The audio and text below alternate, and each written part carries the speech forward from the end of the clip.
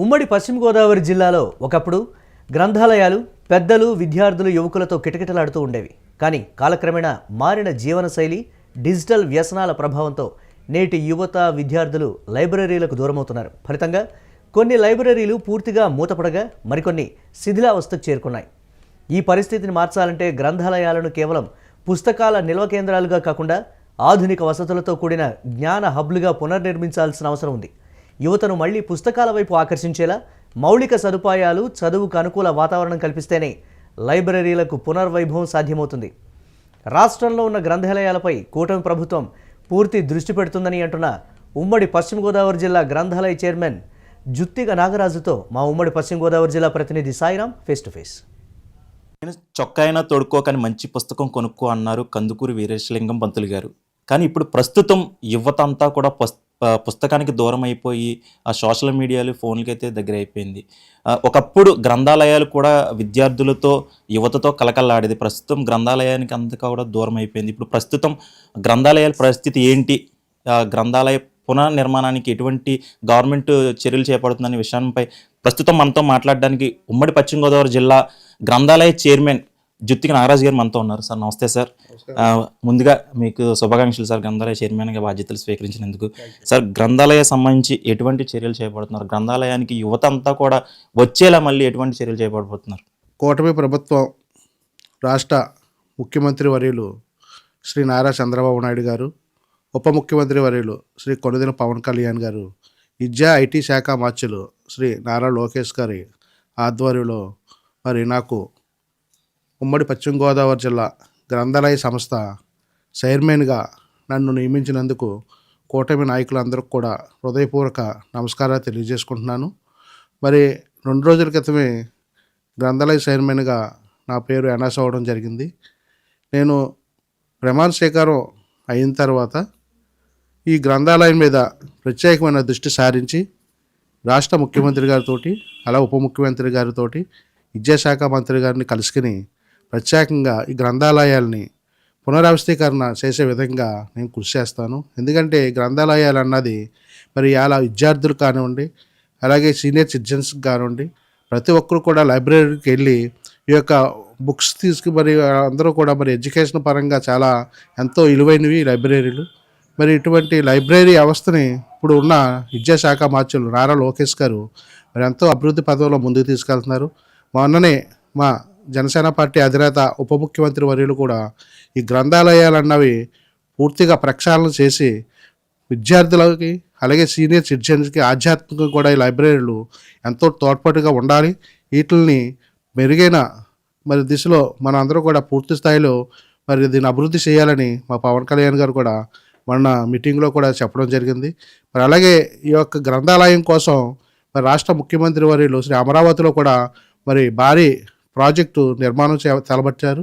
దీనికి శోభా group of company MD గారు మరి రవి గారు కూడా మరి మొన్నే ముఖ్యమంత్రి చంద్రబాబు నాయుడు గారిని కలుసుకుని 100 కోట్ల రూపాయలు కూడా వారు డొనేషన్ చేయడం జరిగింది.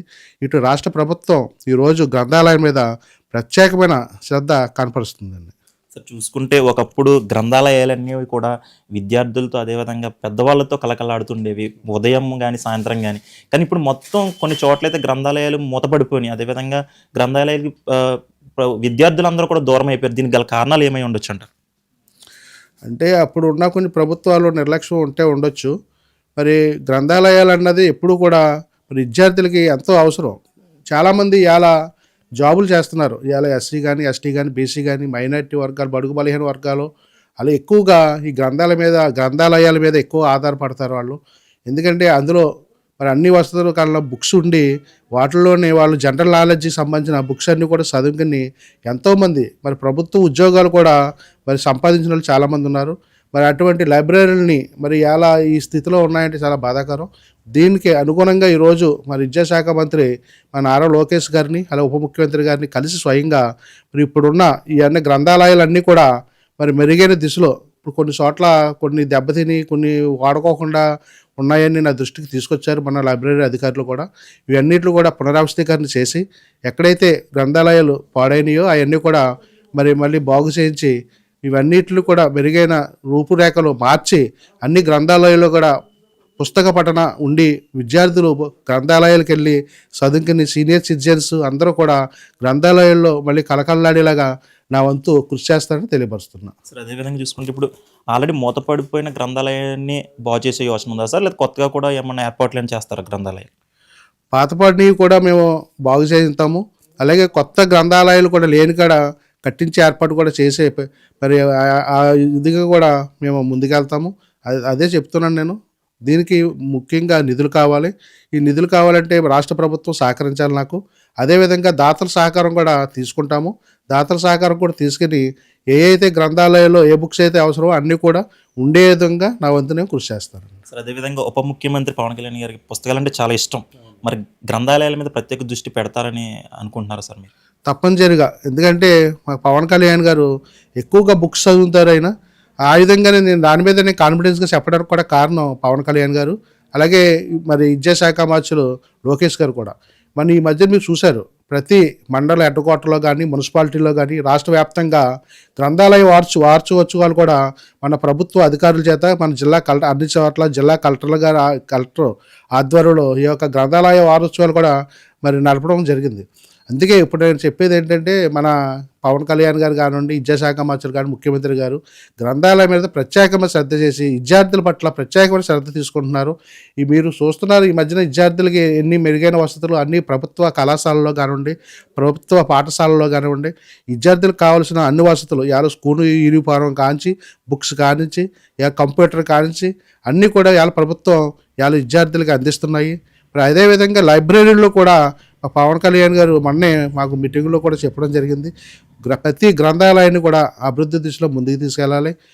విద్యార్థులకి ఎటువంటి ఈ బుక్ లేదు ఈ గ్రంథాలయంలో అన్నది లేకుండా మెరుగైన వసతులు ఉండేలాగా మేము ప్రభుత్వంతో కళ్యాణ్ గారితో అలాగే మన విద్యాశాఖ మంత్రులు నారా లోకేష్ గారితో మాట్లాడి ఈ గ్రంథాలయాన్ని పూర్తి స్థాయిలో బలోపేతం చేసే విధంగా నా వంతునే కృషి చేస్తానండి. ఇది గ్రంథాలయాల పునర్నిర్మాణానికి ప్రభుత్వం నుండి అదేవిధంగా మా తరపు నుండి కూడా ఎంతో కృషి ఉంటుంది. అదేవిధంగా ఉప ముఖ్యమంత్రి పవన్ కళ్యాణ్, నారా లోకేష్ గారు కూడా దీని మీద ప్రత్యేక దృష్టి సాధించి అయితే పునర్నిర్మాణానికి అదేవిధంగా గ్రంథాలయాలు బలోపేతం చేసే విధంగా గవర్నమెంట్ కూడా పనిచేస్తుందని చెప్పేసి గ్రంథాలయ చైర్మన్ జుత్తికి నారాజు చెప్తున్నారు. వీడియో జర్నలిస్ట్ ఆదితో సాయిరామ్, ఇట్స్ టీవీ, ఉండి నియోజకవర్గం.